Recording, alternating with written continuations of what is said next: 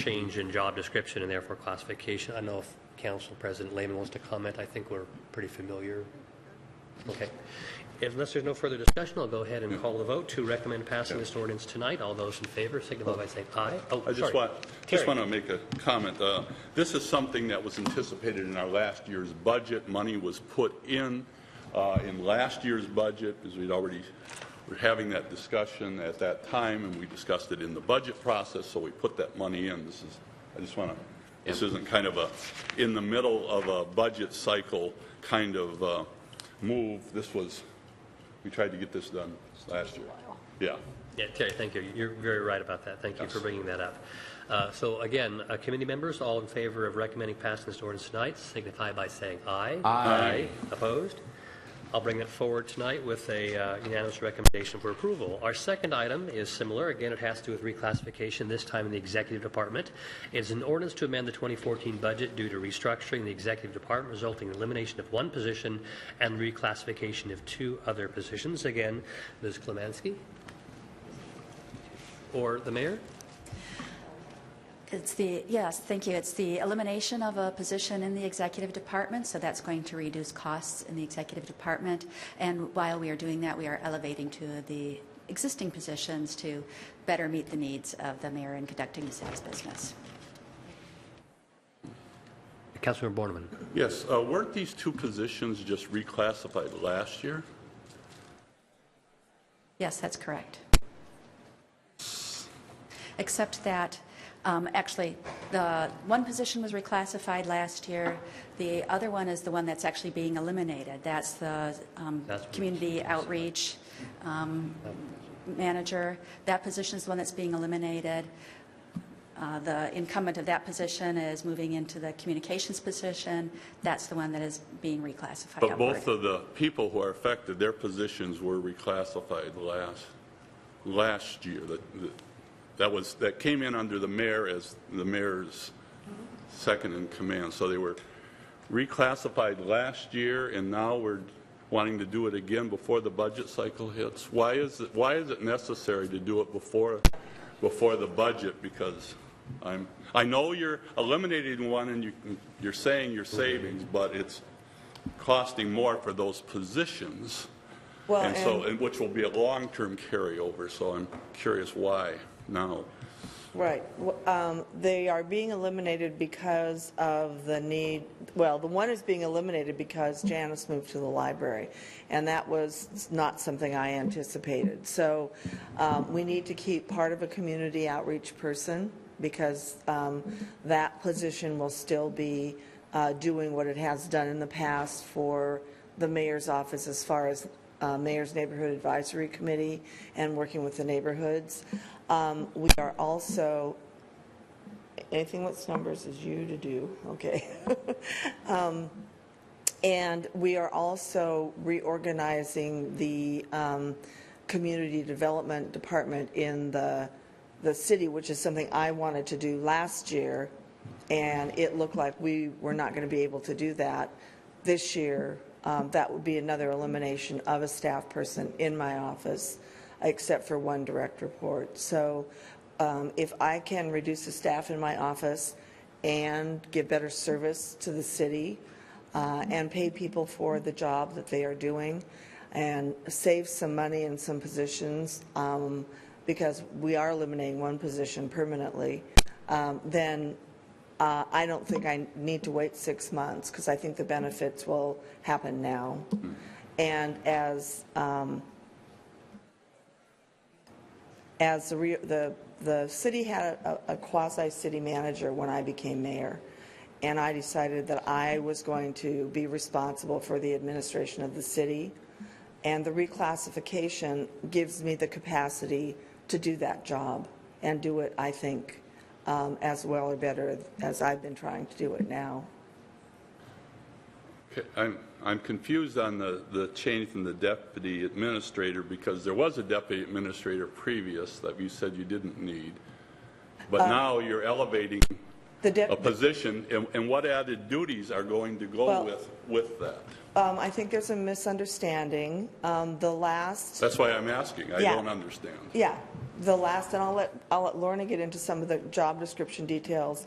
The last, I think he was the chief operating officer. Chief Administrative Chief Officer. Administrative Officer was part of a matrix. He had department heads that reported to him. That is not going to be the case in this, all the department heads continue to report to me. And there was additional authority that employee had for making decisions that are not part of what this new description of the job is. So they are really quite different jobs. And if you'll give me just a little bit of indulgence, when I There became... wasn't anything in here about added duties or changes in duties about what's going to happen, so I'm just No, curious. I think that the job description we have and the responsibilities that we have now have evolved to the point where the new job classification and the new salary is justified. And I'll let Lorna go through that part of it, but it isn't at the same pay level as the last CAO. It's a lower pay level than that person. No, but you got two people. Well, I think Lorna can talk about that, but I don't just have, there were more people than that when I came.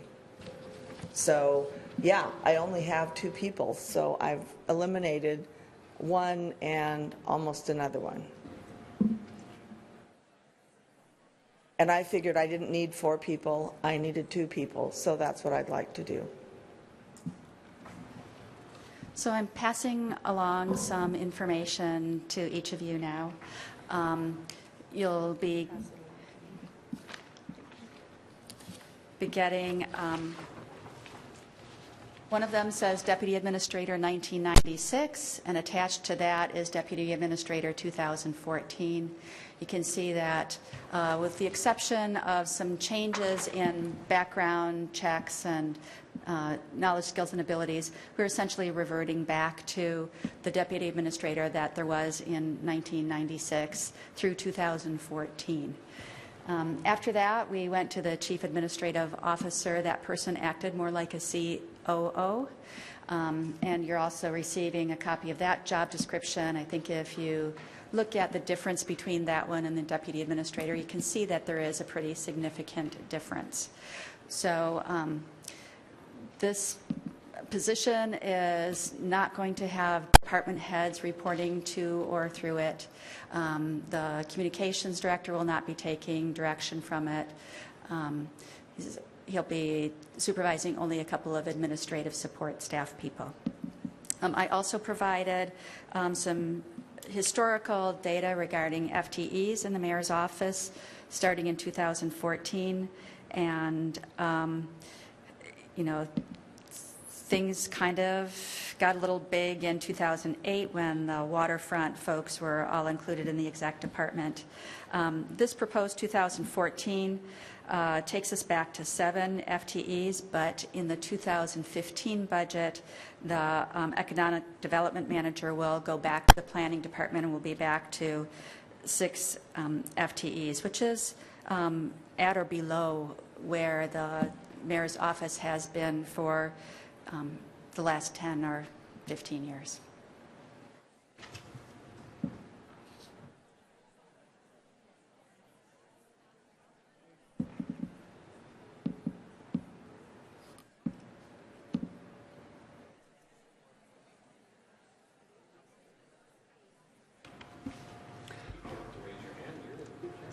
Anybody else have any questions first? Okay, Right now. so I have a question about one of the other positions, and we'll get back to the other one, but this has to do with the communications director. I thought we had a communications director, and I'm wondering why this is a reclass rather than just a filling of a position which was recently vacated. And looking at here at the FTEs, it shows that we had no communications director for the last several years, yet I thought we had a communications director for the last several years. So I'm confused as to where that position was. It was in program manager too. So, yeah, The program manager, too, included both the outreach manager and the communications manager. And so now that's gone from 2 to a 0 with the addition of 1 for communications director. And I think that what we saw in the first 2.5 years, and I definitely was sensitive for the council asking for more communication with the public about what's going on. And the previous program manager had a lot of other duties assigned to her, not just communication. And so by combining research, or communication director and program outreach manager, I think that we're going to get, we already have a communications audit designed. We are going to be able to work with the council and the department heads to get information out in a more timely manner, and more information. We'll be able to maximize the social media that we use, that many other people use. I got the Herald today. It might as well have been a Kleenex because it was so little, because most people are now even looking at the newspaper online. So I think by eliminating the community outreach person and combining those jobs into the communication director, and by focusing the communication director on just that job for the city, which is very important because we've all been saying we're not doing enough, we're not doing enough. And we're going to have a communication plan that I will provide to you that's being written by the person that is going to focus on communication. And then finally, the mayor's office had become a repository for all of the community development operations that were kind of going, like the downtown public health and safety, Sanish Way, mental health court. I mean, there was a lot. And in the budget, as we move the community development manager down back to planning and community development, there will be less work for the mayor's office to do, and we can focus on the work that's citywide. So I think it's going to be a better use of personnel. I think it's going to be a more focused work plan, and I think that you will be pleased with the amount of communication that's going to be coming out of the city and the ability to work more closely with the council. Well, I certainly hope so on that last score. I mean, that was one of the issues that I brought up at our retreat, is that it would be really nice if we didn't have to play catch-up on some citywide communication So issues. we can be proactive, and I heard you, Michael. So one of the things the amendment, sorry, the ordinance says is there'll be an annual savings of around $38,000.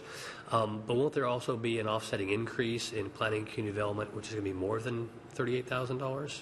No, because that doesn't include the community development savings. That is just between eliminating the position and reclassifying the 2 staff. When Tara came up to work in my office, she brought planning money with her, and when she goes back, she's going to take the planning money with her. So she is fully compensated, regardless of which office she's in. So that's a wash, basically. These figures are net of that. They're net of that. So I'm trying to figure out how no one loses their job, everyone gets a great increase, and pay goes down. We eliminated a position. But, so, okay, that would be the person who recently moved to a different part of the city. That's correct. Okay. I'll move approval of the ordinance. I have one more point I want to discuss. So this will be a deputy administrator, which the city has had before, and not a chief administrative officer, which the city has also had before. But the city's charter, our constitution, refers to a chief administrative assistant. Has anyone ever filled that role? Does anyone know what that role would be as compared to these other roles? You bet. We considered our chief administrative officer to be filling that chief administrative assistant role, and when David Webster was appointed, he was confirmed by council. One of the things that MRSC says that a position like that is typically responsible for includes budget preparation, personnel administration, and the daily supervision of departments. And because this new position, the deputy administrator, doesn't really do those things. We didn't feel like it is filling the role of the chief administrative assistant. And that was also Malcolm Fleming's role as Correct. chief administrative assistant and/or officer. Yes, although I could not find a record that council had ever affirmed Malcolm. So, yeah, we might have to call him and Get the money take it back. all back. And just to clarify, the council has the strong authority and responsibility to approve Peter's position as the city attorney and Brian Henshaw's position as the financial officer for the city. When it comes to the deputy administrator, that's my personal position.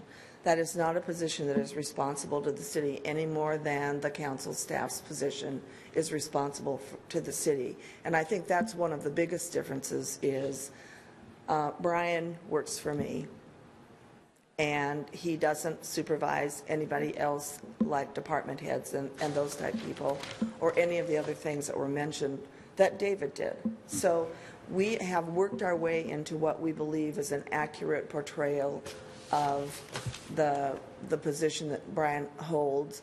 And I will apologize that it took some work, but I didn't want to have more than I needed, and I didn't want to have less than I needed to do my job. But it definitely is not responsible as the city attorney or the finance director are to the council. Terry, do you have your hand up? Yeah, I'm still, I see the job description, but since I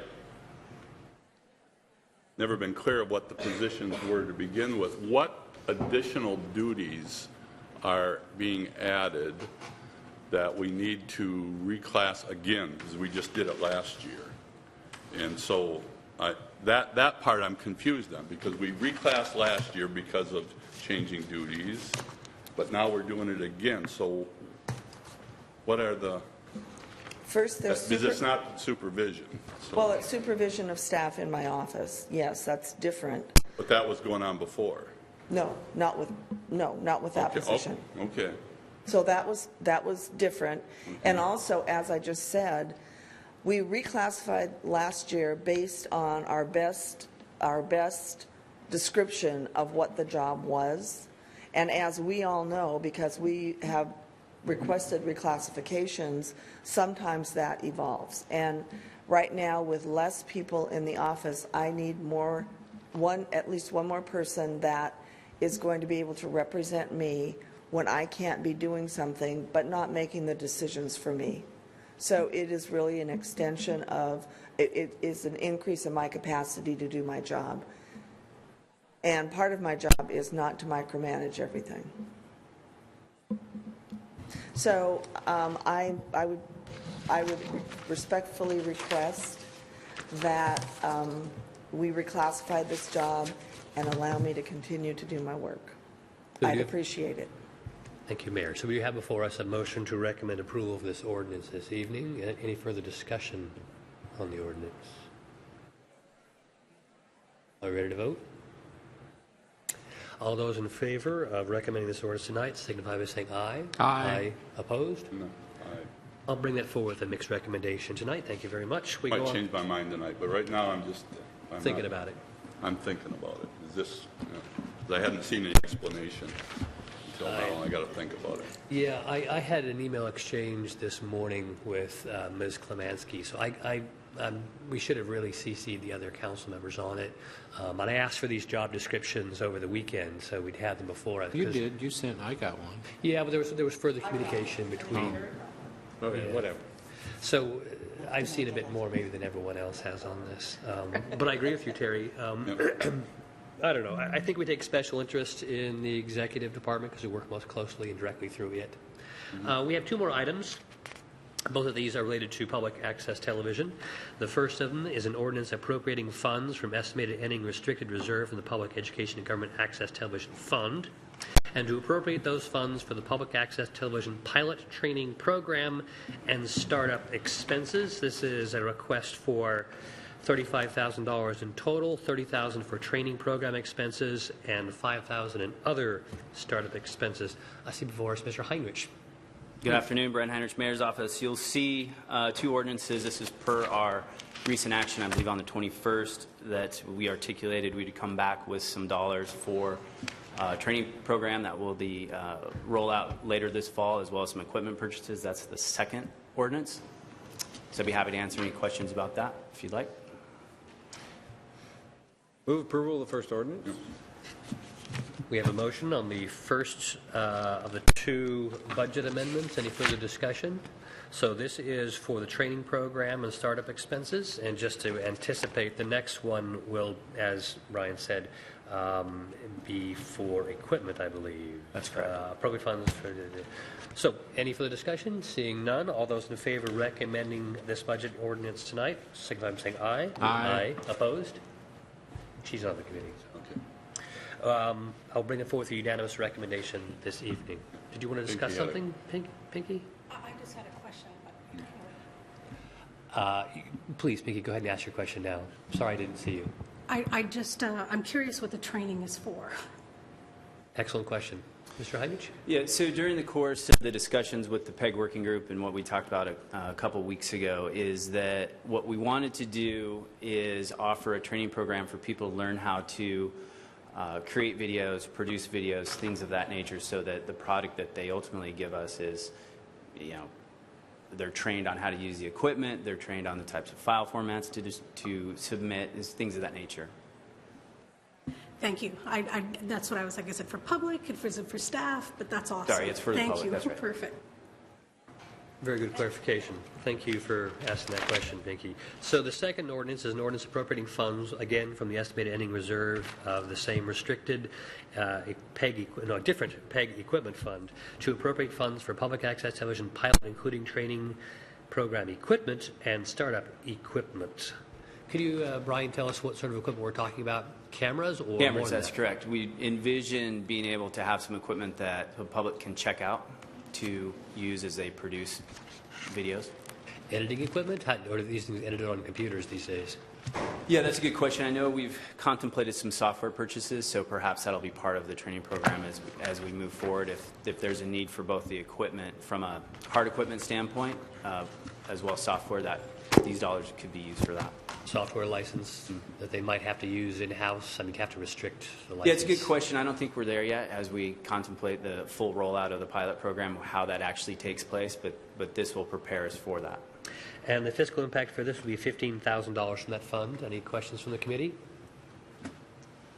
Any other committee council members with questions?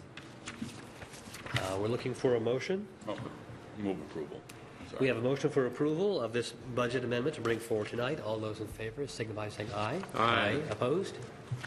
I'll bring that one also together with all the others with a unanimous recommendation for approval. That concludes the Finance and Personnel Committee. There'll be a brief break before we resume.